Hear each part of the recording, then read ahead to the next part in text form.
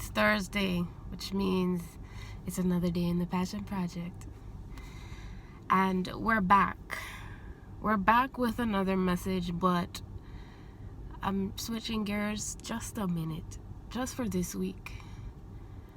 Because ever since Tuesday, when the news came out about George Floyd,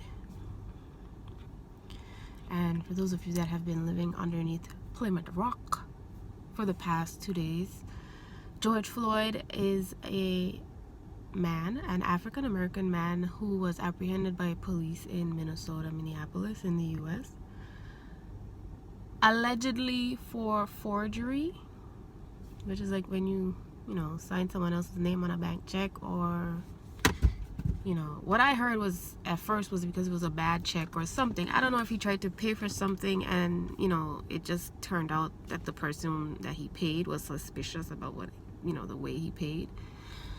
Nonetheless, I mean, even if there was a crime involved there, that's a white collar crime, and actually it doesn't really matter what kind of crime it was. But he was apprehended by police, and the video that was circulated on social media, which I unfortunately watched, showed them pinning him to the ground after he was already handcuffed, pinning him to the ground, and one of the officers took it upon himself to make the situation worse for him. And to me, it seemed like it was on purpose. There was no mistake made. He purposefully wanted to hurt him and possibly kill him.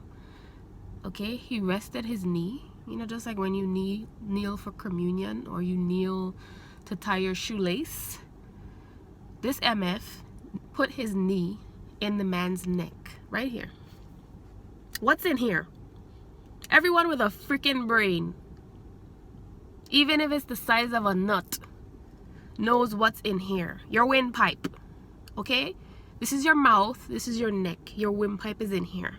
If this is blocked, you cannot breathe.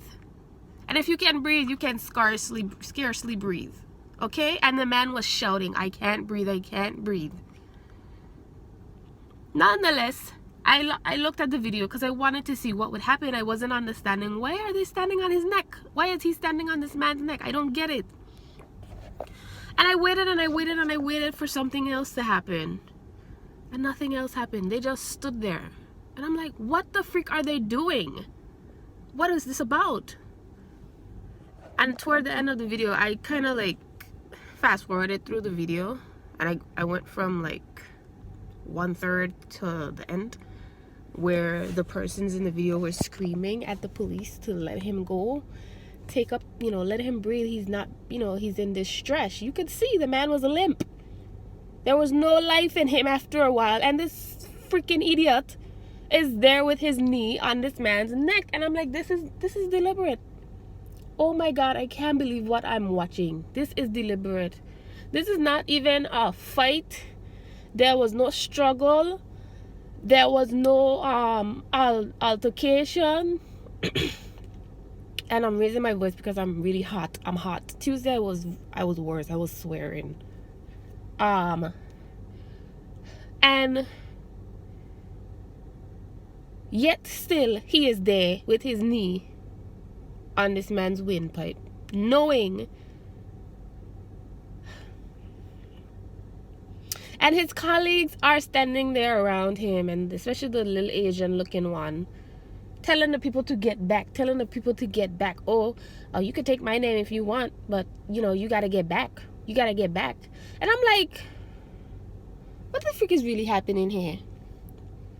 And then at the end of the video, they pick him up, his lifeless body, and place him in an ambulance. For what? They knew that they killed him. Why did they call the ambulance?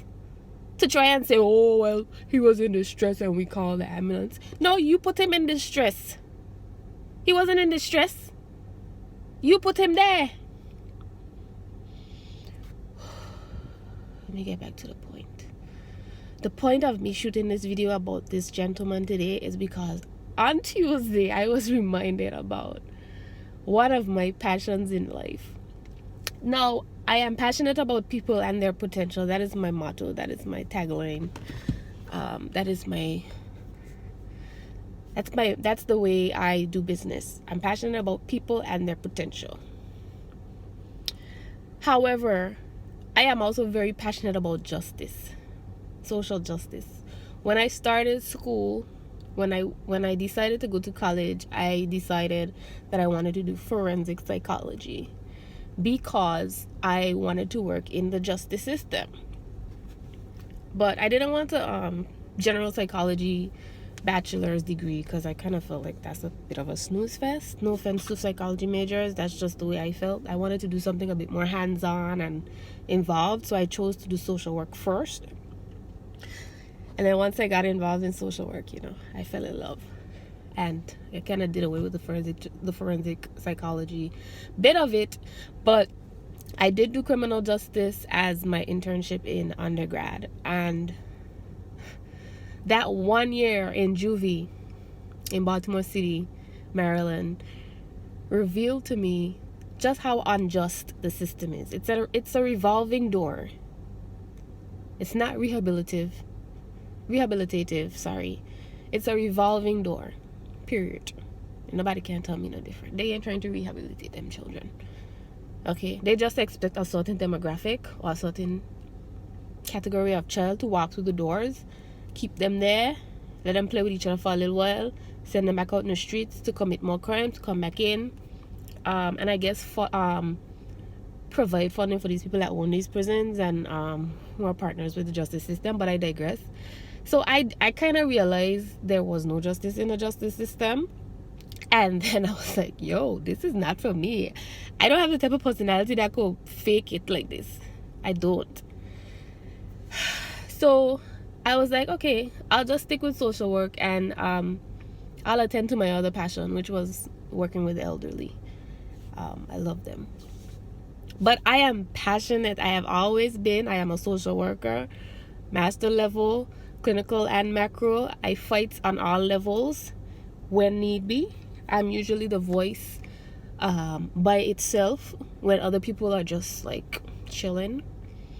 And that's in my work, outside my work, wherever I am a champion. Ever since I was a child, I'm told I would stand up for people, like grown adults, stand up to grown adults on behalf of little children, and I just didn't have no fear. So I was reminded about my passion for people and justice.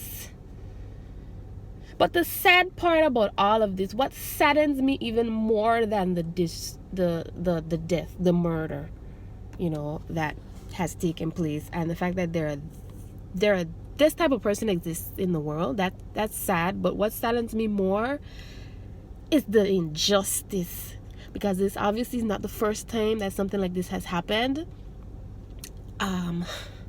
And what has been the result? These 4 officers were fired. Okay, Anne? The fuck? I'm sorry. TF? Fired? Why they at home chilling? Somebody is dead. Wrongfully. Why they at home chilling? Especially Sir Neil a lot. Why he at home chilling? How he get to go home to his family or whoever the freak he live with? I'm not understanding. So there is no justice in the justice system. Period. Point blank. Period. Pooh. Okay? And that's where my passion lies. Like, I have a problem when people do the wrong thing and there is a system in place to correct it, that no one uses the system correctly. So what's the answer? So many people have their own versions of what's the answer. Some people say hurt them in their pockets, get at them financially. By them I mean the white America. Some people say white America is gonna have to stand up to white racist America.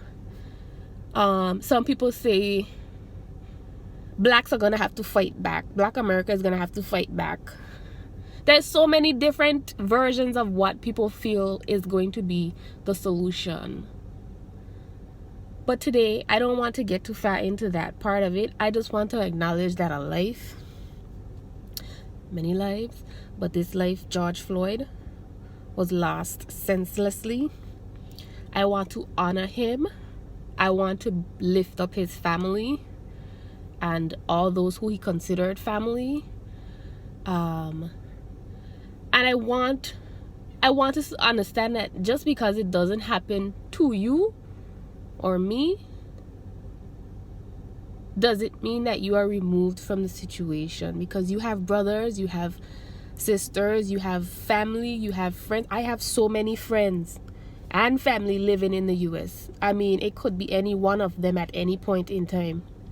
I used to live there not too long ago. Okay, I have ties there.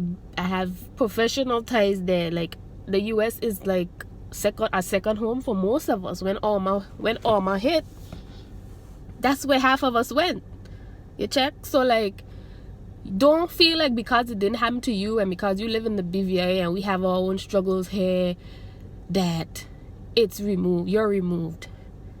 You get to wake up every day and walk the street or drive your car and not worry about being pulled over and killed for the mere fact that you're dark. Okay? So I'll stop there, and like I said, I'll take some time now to honor who he was, and give light to who he is as a person, and not allow this incident to take away from his value on this earth.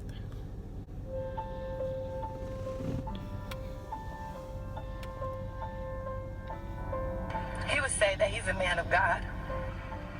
He would stand on that firmly. He was a very loving person, and he didn't deserve what happened to him.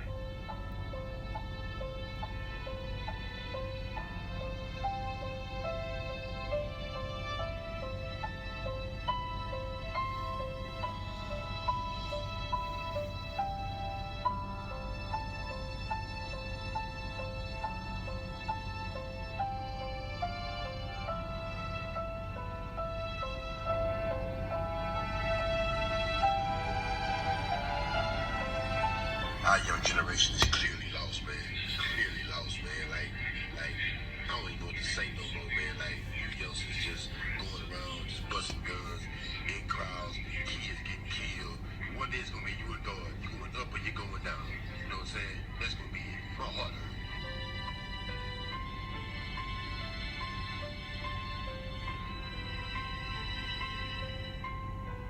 Floyd was my brother, man. We called each other twin, bro. My brother only was out there in Minnesota. He was changing his life. He went to Minnesota. He was driving trucks. Oh, he would tell his friends, like, come up to Minnesota, man. You can do it here. Like, you can get a job and you can start fresh, and this is the place to do it.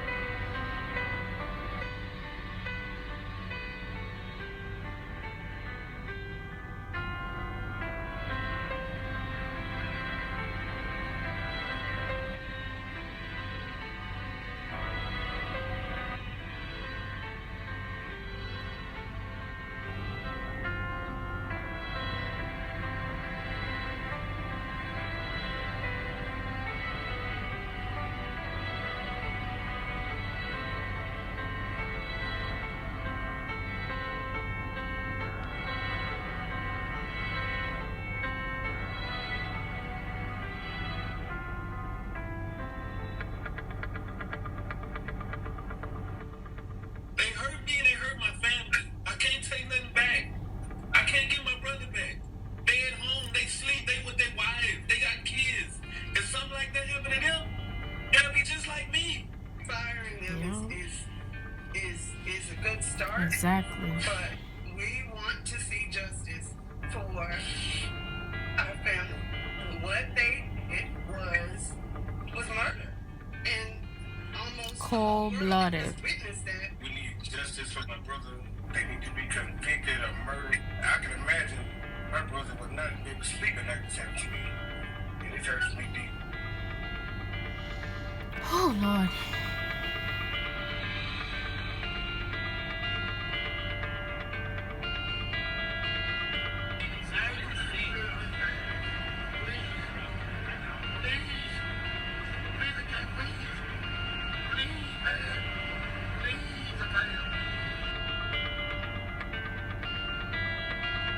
We want to see them charged with murder.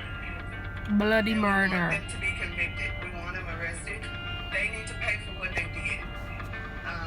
He didn't deserve what happened to him, and they didn't do anything to help him. They were supposed to be there to serve and to protect, and I didn't see a single one of them lift a finger to do anything to help. While he was begging for his life, not one of them tried to do anything to help him. That I didn't see. What I did see was murder, and that's what I want them to be arrested and charged and convicted for.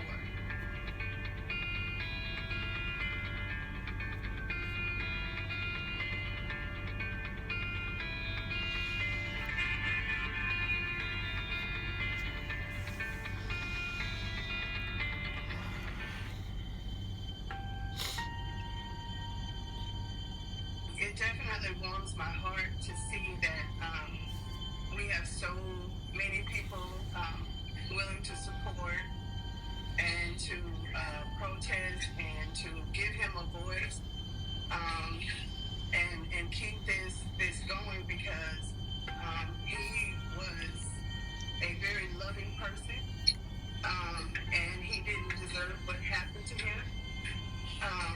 So yes, we are definitely even overwhelmed, because we didn't expect to have the kind of support that we have.